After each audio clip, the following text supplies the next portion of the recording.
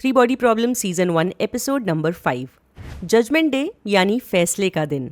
ये टाइटल उस दिन को रेफर करता है जब इंसान को अपने एक्शंस के लिए ईश्वर के सामने जवाब देना पड़ता है।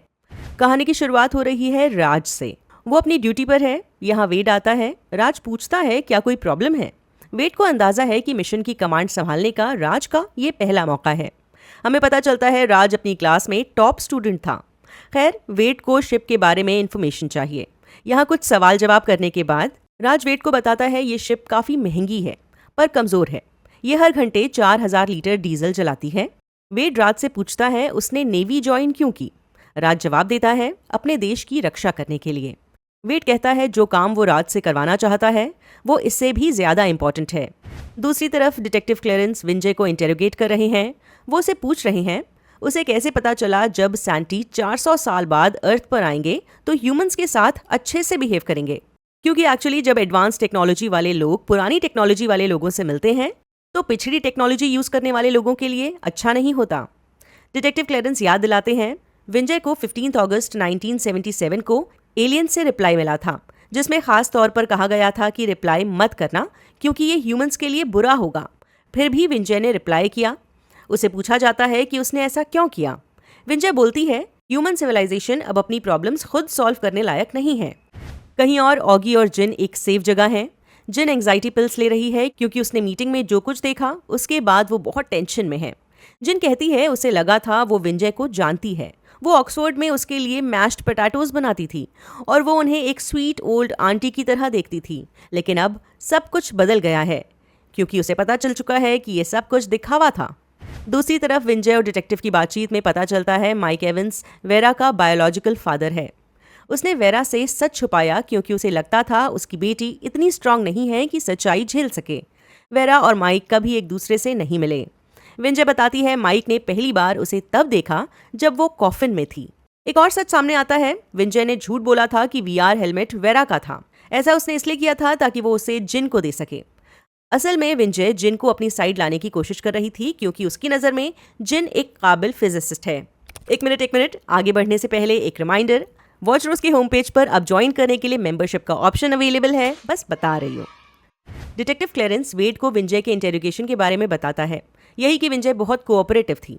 वेड का कहना है शायद विंजय इन्हें खतरा नहीं मान रही है।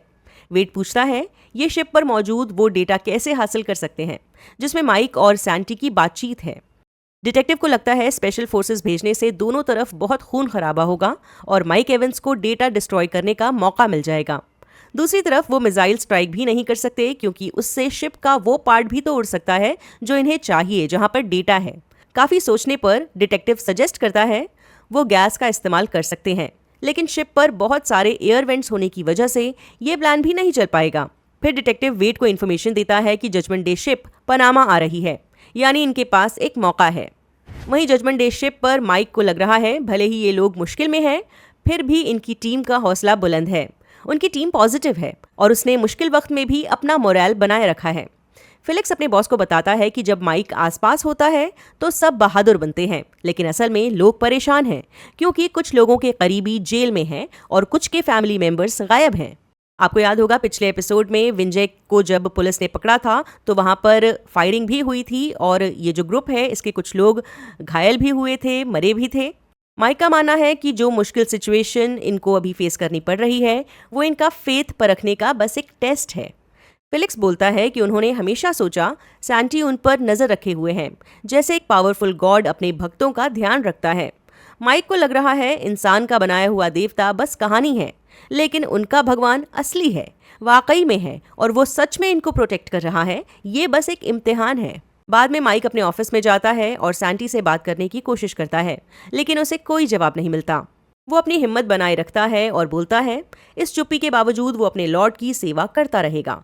वो दोहराता है उसने और दूसरों ने कभी भी सैंटी से झूठ नहीं बोला। माइक फिर से अपने लॉर्ड से बात करने की रिक्वेस्ट करता है, लेकिन दूसरी तरफ बस खामोशी है। सेफ हाउस में डिटेक्टिव आता है। वो ऑगी और जिन के लिए खाना लाया है। ऑगी पूछती है क्या उन्होंने उस औरत को पकड़ा जिसने जैक को मारा था। डिटेक्टिव कहता है नहीं। वो उन्हें जजमेंट डे शिप के बारे में बताता है और ये भी कि सैंटी के सीक्रेट्स तक पहुंचने के लिए उन्हें ऑगी की ज़रूरत है। उसे नैनो फाइबर्स का प्रोडक्शन दोबारा शुरू करवाना पड़ेगा। ऑगी फौरन इस काम के लिए राजी हो जाती है, हालांकि उसे अभी भी डर तो लग रहा है, लेकिन वो नैनो फाइबर्स का प्रोडक्शन शुरू करती है। वो हैरान है कि इस बार उसे काउंटडाउन नहीं दिखा। इस पर डिटेक्टिव का जवाब है, शायद सैंटी ने अपने लोगों को उनके हाल पर छोड़ दिया है। अगले दिन वेड ब्रिटिश नेवी के कुछ बेस्ट इंजीनियर्स को बताता है उनके पास एक इंजीनियरिंग प्रोजेक्ट है जिसे कंप्लीट करने के लिए सिर्फ 6 दिन है। इंजीनियर्स को बस अपने काम पे फोकस करना होगा बिना किसी इनाम की उम्मीद किए। वेड इंजीनियर्स को बताने की कोशिश कर रहा है कि अगले 6 दिन उनके करियर और शायद उनकी पूरी जिंदगी के लिए बहुत अहम है। वहीं विल बीच के पास बैठा है। यहाँ सॉल और जैक की प्रॉपर्टी के इंचार्ज आते हैं। वो उसे बताते हैं कि जैक ने अपनी प्रॉपर्टी का बड़ा हिस्सा विल के नाम किया है। ये करीब 20 मिलियन पाउंड्स हैं। विल सॉल से पूछता है क्या उसे ये पैसे चाहिए, क्योंकि वो तो मरने वाला है। सॉल याद दिलाता है जैक चाहता था ये पैसे विल अपने इलाज में खर्च करे ताकि वो अपने कैंसर से लड़ने के लिए बेहतरीन ट्रीटमेंट पा सके। विल कहता है उसने दूसरे डॉक्टर से भी सलाह ली है और उसका कैंसर इतना ज़्यादा फैल चुका है कि बचने की उम्मीद नहीं है। वो अपने आखिरी दिन खुशी और सुकून से बिताना चाहता है। इससे पहले कि उसकी हालत और ख़राब हो जाए, वो जीना चाहता है। उधर माइक की शिप पनामा कैनाल से गुजर रही है। वो अपनी डेस्टिनेशन पर 26 घंटों में पहुंच जाएगी। वेड ऑगी को बताता है उसे नहीं लगता कमांडर वर्मा इस स्पेसिफिक काम में एक्सपर्ट हैं, इसीलिए ऑगी को वर्मा का काम डबल चेक करना होगा। यहाँ वो राज की बात कर रहे हैं। बाद में ऑगी पूछती है शिप पर कितने लोग हैं। वेड बोलता है उसे नहीं पता। ऑगी थोड़ी कश्मकश में है। वेड उसे पनामा कैनाल की हिस्ट्री याद दिलाता है। आज तक कोई ऑफिशियल नंबर नहीं है कि कितने लोग इस कैनाल को बनवाते वक्त मारे गए। सबसे अच्छा एस्टिमेशन कहता है कि ये नंबर 5,000 से 20,000 के बीच हो सकता है। ज़्यादातर लोग मलेरिया और पीलिया से मारे गए। इसके अलावा लैंडस्लाइड्स, डायनामाइट एक्सीडेंट्स और डूबने से भी कई लोगों की जानें गईं। वे डॉगी से पूछता है उसके हिसाब से ह्यूमन रेस के लिए ज़्यादा इंपॉर्टेंट क्या है, एक कैनाल बनाना या उन दुश्मनों को हराना जो इनकी दुनिया पर कब्जा करने आ रहे हैं। इसके बाद वेड राज के पास आता है और बोलता है उसे ऑगी पर भरोसा नहीं है, इसीलिए राज को उसका काम ट्रिपल चेक करना होगा। अब ये कैसी पॉलिटिक्स है। उसी रात ऑगी और राज बात कर रहे हैं। ऑगी राज को बताती है उसके नैनो फाइबर्स काम नहीं कर सकते क्योंकि उसने कभी इतने लंबे फाइबर्स नहीं बनाए। उन्हें कभी पानी के नीचे टेस्ट भी नहीं किया गया। राज उसकी बात बीच में ही रोकता है और कहता है ये फाइबर्स जरूर काम करेंगे। ऑगी कहती है कि उन्हें नहीं पता कि शिप पर कितने लोग मारे जाएंगे। वो कहती है हमें तो ये भी नहीं पता कि वेड का बॉस कौन है। वो सच जानना चाहती है। राज फाइनली सच बताने के लिए मान जाता है। उसके हिसाब से ये लोग एक वॉर का हिस्सा बन चुके हैं, यानी ऑगी ना चाहते हुए भी एक जंग में शामिल है। अगले दिन सब कुछ प्लान के मुताबिक चल रहा है। वेड कमांड सेंटर से देख रहा है शिप नैनो फाइबर्स के पास पहुंचने वाली है। राज ऑगी के पास जाता है और पूछता है क्या वो ठीक है। असल में वो बहुत ज़्यादा घबराई हुई है। शिप पर सब कुछ नॉर्मल है। कुछ पैसेंजर्स खाने के लिए जा रहे हैं। फेलिक्स वीआर हेलमेट की फुटेज देख रहा है, जबकि माइक फिर से सैंटी से बात करने की कोशिश कर रहा है। जब शिप का एक हिस्सा चेक पॉइंट से गुजरता है, लगता है जैसे नैनो फाइबर काम नहीं कर रहे। एक क्रू मेंबर डेक साफ कर रहा है। उसे पता चलता है होज ने काम करना बंद कर दिया है। वो चेक करता है और देखता है पाइप कटा हुआ है, लेकिन इससे पहले कि वो कुछ कर पाता, खुद ही नीचे गिर जाता है। वो खून में लथपथ है। उसे इनविजिबल नैनो फाइबर्स ने काट दिया है। माइक शोर सुनकर बाहर आता है। वो देखता है एक आदमी के टुकड़े टुकड़े हो रहे हैं। माइक अपनी जान बचाकर भागने की कोशिश करता है। बहुत सारे पैसेंजर्स भी भाग रहे हैं, लेकिन कोई फायदा नहीं। माइक फेलिक्स के पास पहुंचता है और एक रेड डिस्क निकालता है। फेलिक्स पूछता है क्या इन पर अटैक हुआ है, लेकिन माइक जवाब नहीं देता और भाग जाता है। इस बीच फेलिक्स मारा जाता है। माइक बचने के लिए जंप करता है, लेकिन उसका पैर टूट जाता है। वो रेड डिस्क को अपने सीने से लगाकर सैंटी से माफ़ी मांगता है और फिर कुछ ही देर में नैनो फाइबर्स उसे भी कई हिस्सों में काट देते हैं।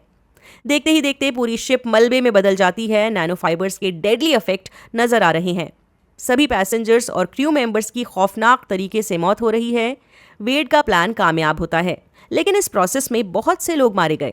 कमांड सेंटर में सब खामोश हैं। ऑगी को देखकर पता चल रहा है उसका मन बेचैन है। वो धीरे से एक लंबी सांस लेती है और आंसुओं को रोकने की कोशिश करती है। थोड़ी देर बाद कुछ हेलीकॉप्टर्स आते हैं और शिप पर लगी आग बुझाते हैं। रात में ऑगी और बाकी लोग मलबे को देखने आए हैं। ऑगी रास्ते में रुक गई। वो देखती है एक बच्चे का कटा हुआ पैर पड़ा है। क्रू माइक के अवशेष ढूंढ रहा है। कुछ देर तलाशने के बाद क्लीनअप क्रू राज और वेड को इन्फॉर्म करता है उन्हें माइक की बॉडी मिल गई है। सबसे इंपॉर्टेंट बात यह है कि माइक के हाथ में वो रेड डिस्क थी जिसे पाना वेड का मिशन था। क्रिप्टोग्राफर जोर शोर से मिस्टीरियस रेड डिस्क को डिक्रिप्ट करने में लगे हैं। 2 हफ्ते बीत चुके हैं। एक क्रिप्टोग्राफर कहता है टेक्नोलॉजी अभी से 20 साल आगे की है। कोड क्रैक करने में इन्हें 3.8 ट्रिलियन साल लग सकते हैं। अगर इनकी किस्मत अच्छी रही तो ये काम 3.8 बिलियन साल में हो सकता है। डिटेक्टिव जानना चाहता है कि क्या उसकी जिंदगी में ये डिस्क क्रैक होगी। तभी ये डिस्क खुल जाती है, लेकिन ये क्रिप्टोग्राफर्स ने नहीं किया।